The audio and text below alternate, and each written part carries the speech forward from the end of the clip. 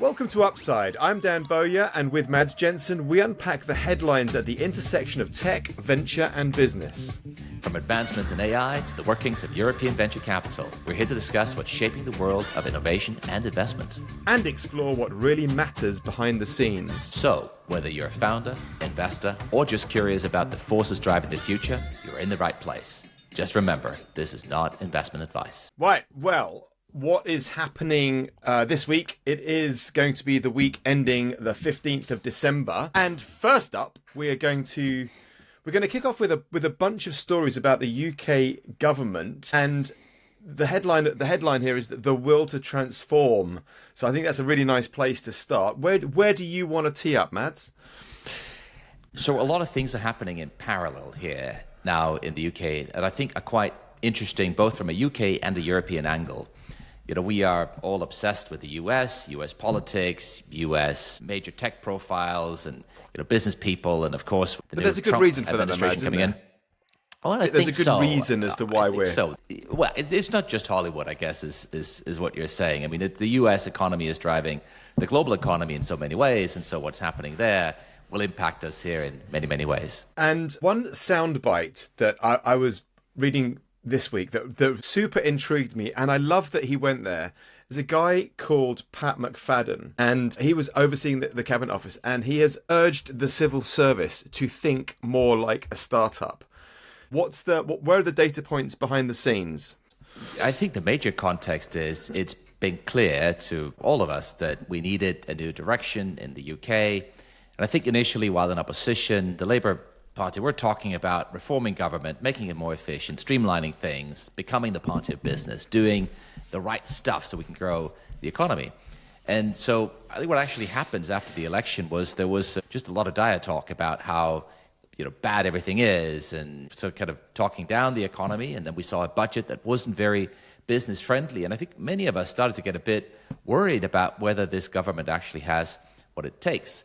The truth is, there's nobody in cabinet who has ever been in business, run a company. I mean, everybody is sort of a background from other places, whether they're civil servants or economists, or you have done other things, but not necessarily part of the business world. And so do they really know what it takes, and are they going to be willing to make some of the difficult decisions that may be required to try and shake things up a little bit?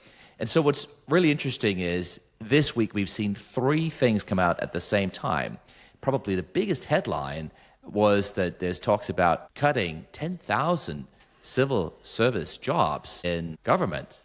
And at the same time, also really pulling through on taking an axe to some of the planning rules that have been slowing down construction of new homes.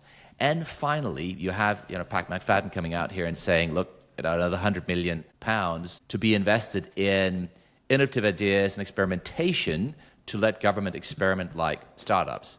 Now, the cynic would say, what do a bunch of folks that have never worked in startups or even in business know about startups? And I think there might be some justified cynicism there.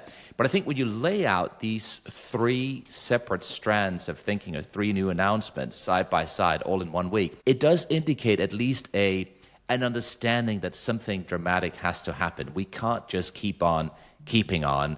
We have to do something new. It sounds almost like a British DOGE. It sounds like they're channeling their inner Elon and Vivek. They've been given permission to cut some of the fat in and around government. And it all sounds a little bit Tory as well, doesn't it? Smaller government. It's like, what is a Labour government playing at? The other thing that came out of these kind of concurrent stories was the greater use of AI.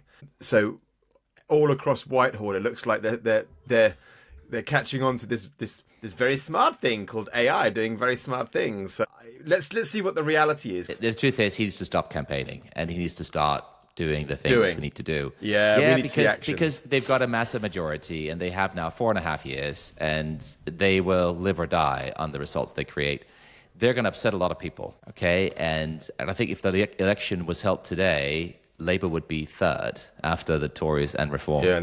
So there's just no way to sweet talk your way to another election victory here or be inoffensive. I think either you create results or it's out. And I think that's I think to have that frame of mind, like there's got nothing to lose, let's just go for it. That would be wonderful. Again, the concern is, are they too much establishment people to try that? But I think the fact that they are talking about reducing the number of civil servants, I think is a good sign. The other numbers that were coming out were they're looking to build 1.5 million new homes. Now, I can't think of a government that hasn't pledged to build more homes. 160,000 homes were built last year, which is way off target. So that's 300,000 a year. There are 30 million dwellings in the UK for a population nearing 70 million. And then you've got the questions about how do we provide the energy infrastructure. And I'm also assuming that a lot of these homes are going to be in potential Tory green belts. So there's going to be a lot of upset Tory supporters who are having homes built next to their little mansions. So let's see. So action is the word of the day. Let's see if the Labour government is actually going to do some stuff rather than just saying stuff. Yeah, indeed. We've done really well in staying, talking about UK and Europe. We've done pretty well kicking off with the UK, but we're gonna head over to Asia now. So China's manufacturing juggernaut run out of road. Has it run out of road? What's the story here?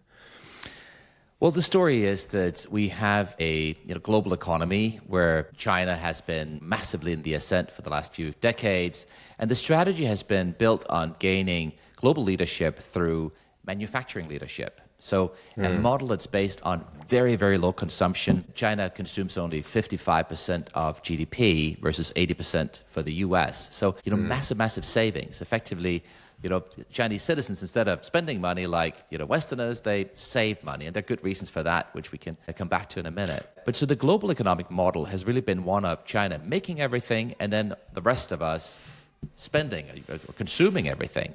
And the way that's been working is that Chinese citizens, they've been saving, and then those savings have been lent to us in the West, and then we've been spending the money we borrowed.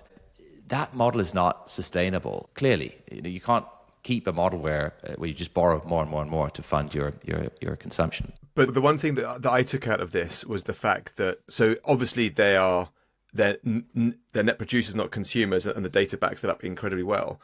But what I didn't fully grasp is the fact that they, across Europe, they're not exporting as much to China because they're not producing as much, and therefore we're not consuming as much. So this is a bit of a death spiral. This is why it's important to Europe, is my point, is the fact that European manufacturers and service providers aren't pushing stuff into China because China doesn't need it anymore because we're not consuming, and neither are they. And you're absolutely right. It's that death spiral that is hitting us. Now, Trump, he's trying to address this by threatening tariffs. That can initially mean that China just dumps products elsewhere. One place is Europe, and another place is the global south. Now, the question here is, what can we do about it, right? Why is China saving so much? And a big reason there is industrial policy, but also that you have a very weak social safety net. So healthcare is very weak. Pensions are weak and non-existent, and so people save because they want to save for a rainy day.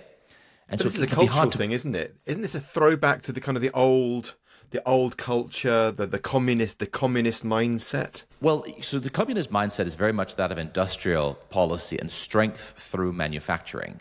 And I think to some extent, don't consume, right? That seems to be there. And I think to some extent, Xi has been happy to push that policy because China's manufacturing leadership gives them a massive geostrategic advantage. Now, the US may have aircraft carriers, but China can produce 1 million cheap drones, and this could make for a very uneven fight.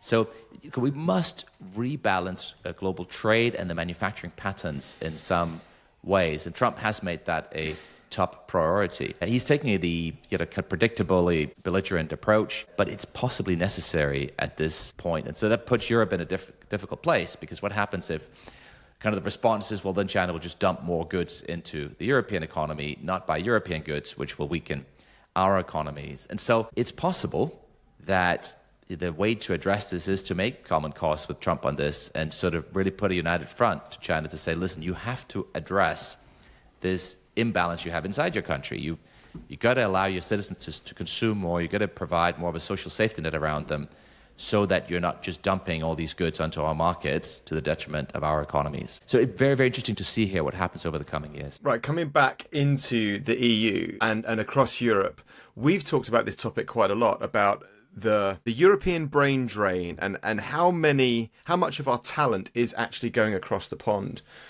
So Ol Lehman has crunched some of the data, and I have to say up front that I'm going to dispute some of these numbers, but let's have a look and discuss tech talent moving over to the US, and also the broader topic of startups moving to the US. Startups, once they've been established in Europe, then heading over to the US at a later stage to go and sell, raise, exit.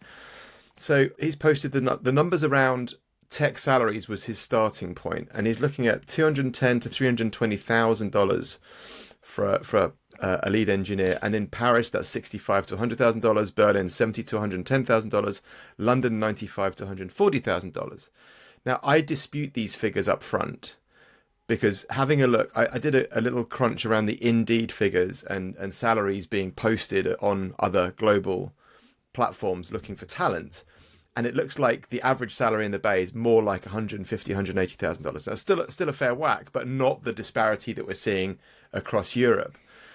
He then goes in to look at the tax rate, which is Germany, France is a 45 to 50% effective rate, and the US is a lower tax rate. But it's just the really rate he talks about here, right? Yeah, and there are state rates, and also the cost of living. If you're living in San Francisco, the cost of living is incredibly high. So I get the notion of tech talent leaving Europe. Obviously, we live in a world constantly where many of our startups are heading over the pond to go and sell, raise, exit, because that makes total sense.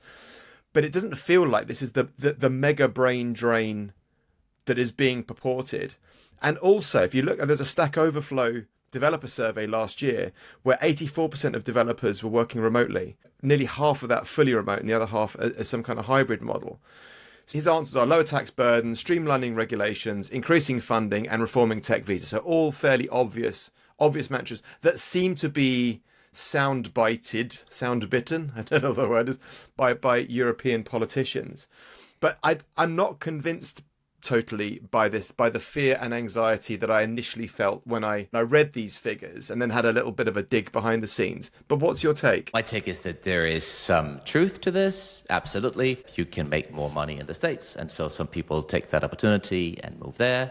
I think for others, they feel that Europe is actually not a bad place to live, good quality of life. And I think what we have to focus on is creating economic opportunity.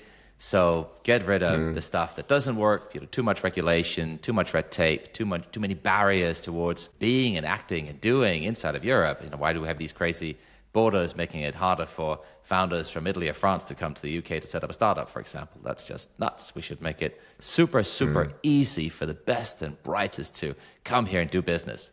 For me, that's a no-brainer. So I think there's some truth to these things he's talking about, but of course you can look at these numbers in many different ways. And the government is mooting slightly more freedom of movement. There seems to be rumblings of more freedom of movement, generally speaking, better trade links with the EU.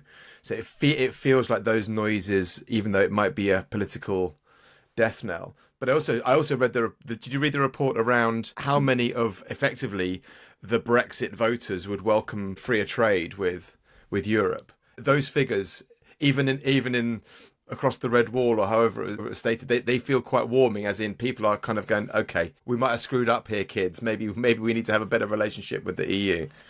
Yeah, I mean, so I posted this, I think, to our chat, and the reason was we often talk about freedom of movement as this death knell, because there's a sense that there has been a lot of immigration to the UK, even after leaving the EU. But a lot of that immigration has not been from the EU or from Europe. It's been from completely different... It was about 600,000 last year, if my figures are right. Yeah, completely different parts of the world. And I think there is actually a sense in the UK that, well, maybe some of the immigrants that came to the UK, kind of young people from Italy or France or Germany coming to, I don't know, work in a cafe or set up a tech company or whatever, maybe that wasn't so bad, and actually we could probably do with more of that. And so the survey I posted was one that said that even amongst the people that voted for Brexit, a majority now would be willing to support freedom of movement in exchange for better trade links, which I thought was interesting. Yeah. So UK respondents supported accepting free movement in exchange for access to EU markets. So willing to accept was 68%. free movement for EU citizens. So it seems to be maybe it's swinging the other way. Data Praxis carried out in November this year. So this is a very, very recent report. Majority of Leave voters say they may accept free movement to access EU single market. So those that voted Remain, 86%. Those that voted Leave, 54%. Those in the red wall, 59%. So they're quite positive figures. It's not marginal stuff. What else did I want to share on this? The other thing I wanted to kind of maybe touch on was, will AI affect this brain drain? Will this efficiency gain, just on the engineering side, just on the coding side, will AI enable more people to work more freely? Do you think the globe will be more interconnected because of AI? Maybe. What's your hypothesis? That engineering will be much more efficient and much faster and not such a challenging component for non-technical teams to resolve.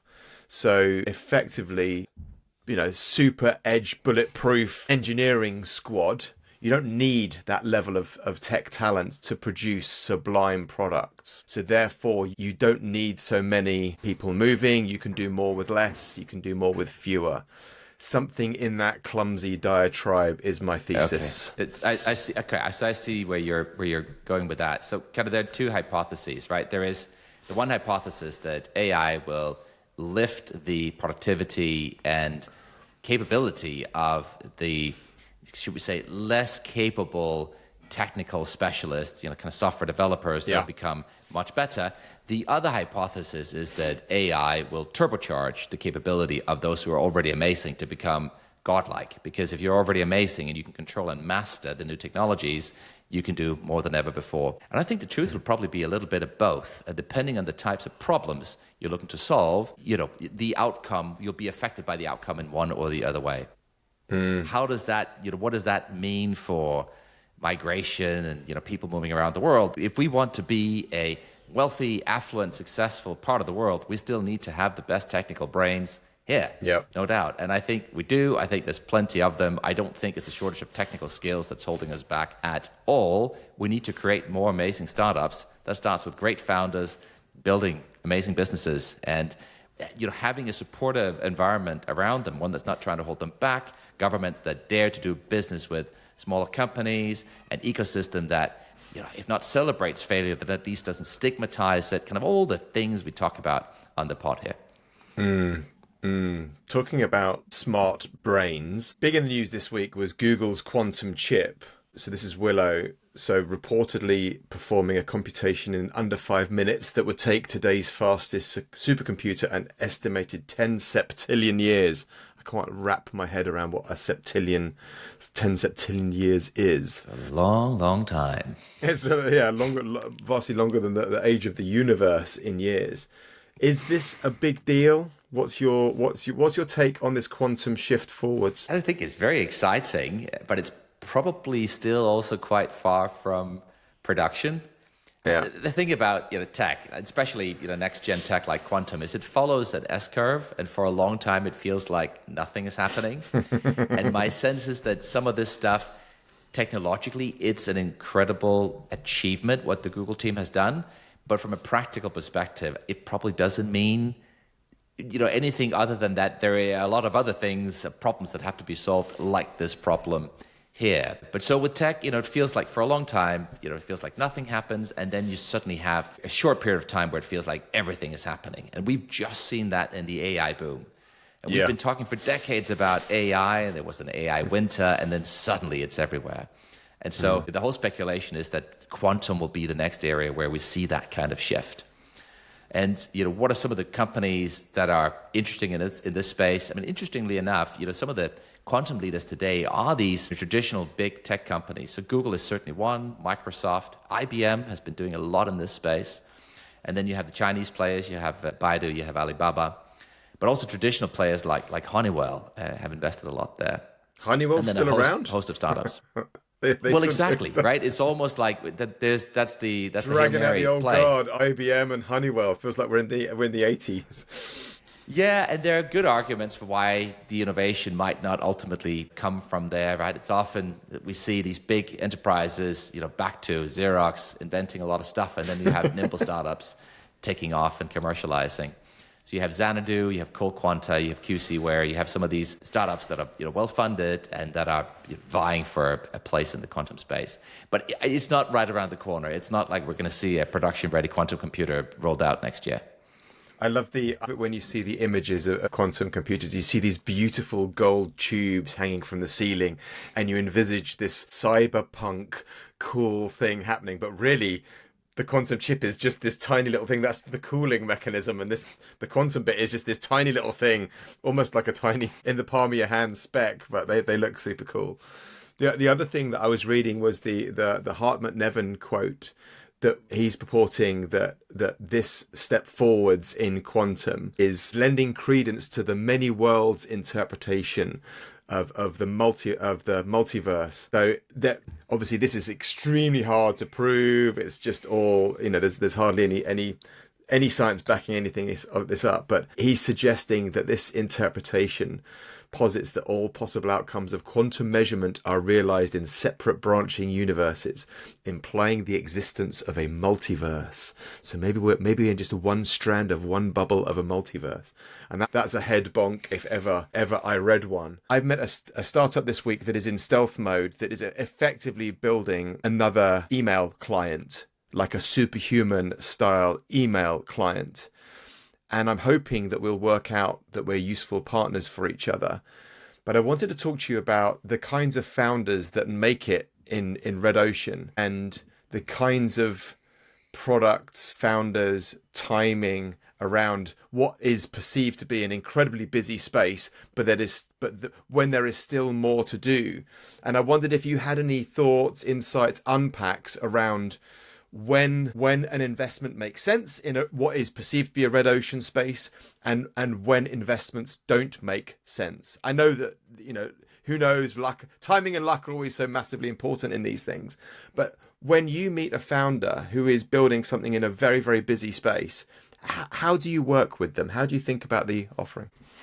Well, we talk about this a lot. We talk about, I think one of the things you call these are execution plays, where it seems obvious what you have to do, but it's being able to out-execute everybody else in terms of how you design a product, how you build it, how you go to market, just being much, much better at all these little things to add up to a winning strategy, as opposed to a differentiation strategy where the strategy is to be very different. So you might not be as great at commercializing, or the product might not qualitatively be the best in class, but it's very differentiated, and therefore you speak to a specific niche. Personally, the second type of companies interested me more than the execution plays. I like stuff that's novel and different as opposed to stuff that's samey. But I think, of course, the most powerful things are things that, teams where you can combine both, right? Where you have something that's both different and new, but also where the execution is so great that you can take on problems that, frankly, nobody else could take on. So this is, I guess, kind of Elon is the example of, in class there, of, taking on things like, we'll get finally commercialize EVs, or we will commercialize space launches to a point where we're doing it in a way which nobody else could have done. So we're doing something that in one way is new, but also is really out executes everybody else. So what does that mean? Can you only invest in Elon? Is that the only place you can make money? Probably not, but you certainly need to have that level of zeal and vigor if you want to play in an execution space. I love the idea of Trojan models as well, where what they're selling today is an unlock for something for tomorrow. And the team that I'm talking to now currently, who are effectively building this email client, I think they have something very special. And obviously as founders, they have to have that passion, zeal, insight, that kind of pattern breaking viewpoint on what they're building, even if it looks obvious to people like us as the cold viewer from the outside world. So I always look for that kind of Trojan model, as well as the team that's building it, obviously trusting that they'll find a way. If they've seen it, live with it, and feel extremely passionate about something, they'll find a way to move through it.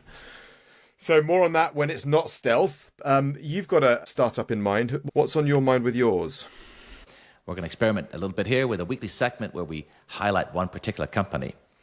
And the company we've chosen this week is a Swedish business called Stegra, which is a green steel company. Maybe sounds a bit trivial, but there are some good reasons for why this is quite important. So the company was founded as H2 Green Steel in 2020, so just a few years ago. I think that's possibly what lends credence to the startup label. It was founded by Vargas Holding, which also was the investment company behind Northvolt. And so initially, the idea was to create a green way to manufacture and produce the steel needed for all the batteries. One question is whether all the uncertainty around Northvolt means that that's a bad idea. And there are some good reasons for why it possibly isn't, but it's possibly still a good idea, even without Northvolt. Now, remember I said 2020 founding? The company has already raised $2.3 billion, plus a lot more. Peanuts. Chump change. Well, you know what? If we want to do big things, we have to take a big swing at stuff. And the question comes back to why green steel? Why is that a good idea? And the reason is that steel creates massive, massive carbon emissions. As much as 7 to 9% of all global emissions are traced back to steel by some measurement. It's the energy, right? That's just the heat needed, right? It's not just the heat, and this is why green steel is interesting. So let me share a bit of the technical background here. So steel is predominantly made from iron, and iron ore is the raw material that goes into making the iron, and that mainly consists of iron oxide. So iron atoms that are bundled with oxygen atoms. And so the way you make steel in the traditional way is you use coke, which is a purified form of coal, and then the oxygen from the iron ore combines with the carbon from the coke to form CO2, a lot of CO2. In fact, for every ton of steel you make, approximately 1.8 tons of CO2 are emitted. So this is not just from the energy production itself. It's actually a chemical reaction that happens between the coke and the iron oxide. That is very interesting. Thank you for educating It's very, very us. interesting. And so green steel completely changes this chemical process because instead of using coke, you use green hydrogen. And that means that instead of having kind of the basic chemistry, right? Instead of having the carbon atoms merge with the oxygen atoms to form CO2, you have hydrogen atoms merging with oxygen atoms.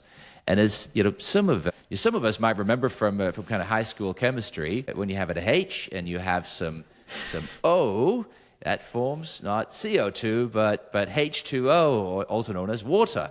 So instead of having things that go into the atmosphere in a damaging way, we have water as a byproduct. And that's just terrific. There are lots and lots of complexities in this. The way we make hydrogen is very energy intensive. So you have to ideally rely on renewable electricity. And it turns out that in northern Sweden, there is a lot of that in the form of hydropower. There are many, many other complexities you have to overcome to scale it up. And that's why this is really, really interesting, because the Swedes are taking a good swing at this, and they're saying, look, let's actually pull billions of funding into creating a much better way to produce steel. I think it's very exciting. The outlook for the company is that they're currently building the first plant in northern Sweden. And So they're not operational. They're not operational yet. Okay, yeah. Building the plant, plan to go live in 26, and then use the know-how from that to create plants elsewhere, including in Spain, where there's lots of renewable power from solar. So the technology is solid, right? It works. The platform works. It's solid tech. It's all good to go, right? The process works, but as with many things in manufacturing and in energy, it's when you need to scale up things to an industrial scale that you have the challenges. And so one of the exciting things here is it takes a lot of capital to do it, and the capital has now been put behind this to try and get it done. So I think this is an exciting company to mention here this week, as I said, Stegra. So not your traditional AI company, but it's definitely technology, and it's technology that could have a big impact for Europe and for the world. And will it stay European? Let's hope so. Yeah, I mean, hopefully it'll become a global business and it'll export the approach and, help build these plants on a global basis for, customers everywhere. That would be great. Bring it on, Europe. Let's do it. Let's go for it. My good man, it has been The Upside. It is the end week, 15th of December. I'll catch you next week. What a great thing. Great to see you.